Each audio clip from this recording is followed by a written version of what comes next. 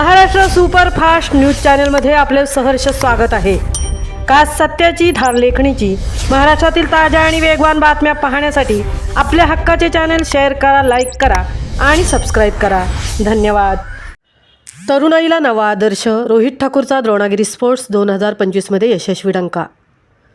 आजच्या स्पर्धात्मक युगात केवळ मोबाईल, सोशल मीडिया आणि आभासी जगात गुंतून न राहता शारीरिक तंदुरुस्ती, शिस्त आणि सातत्य याच्या जोरावर यश संपादन करता येते। याचे जिवंत उदाहरण म्हणजे रोहित यशवंत ठाकूर। उरण तालुक्यात सध्या सुरू असलेल्या 25व्या द्रोणागिरी स्पोर्ट्स असोसिएशन 2025 अंतर्गत पार पडलेल्या मेन्स फिजिकल स्पर्धेत सामान्य कुटुंबातील कुमार रोहित यशवंत ठाकूर याने 14 स्पर्धकांमध्ये तिसरा क्रमांक पटकावत उल्लेखनीय यश संपादन केले आहे। अवघ्या 16 वर्षाचा रोहित हा इयत्ता 11वी विज्ञान शाखेत शिक्षण घेत असून कॉलेजच्या अभ्यासासोबतच वशिणी हेल्थकेअर येथील जिममध्ये नियमित सराव करत आपल्या शरीरयष्टीवर कठोर मेहनत घेत आहे। अभ्यास आणि व्यायाम याचा समतोल साधत मिळवलेले हे यश निश्चितच कौतुकास्पद आहे।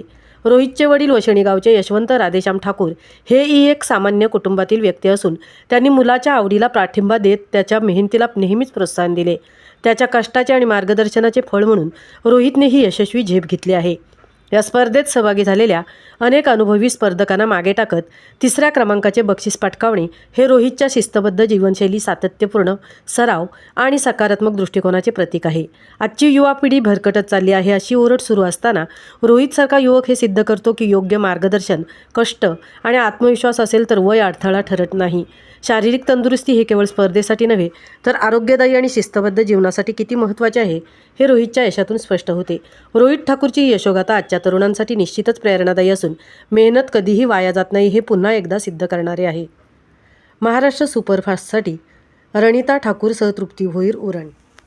प्रथमेश नागे यांना विनंती कर की आपल्या शुभेच्छेने आपण सन्मानित करायचं आहे।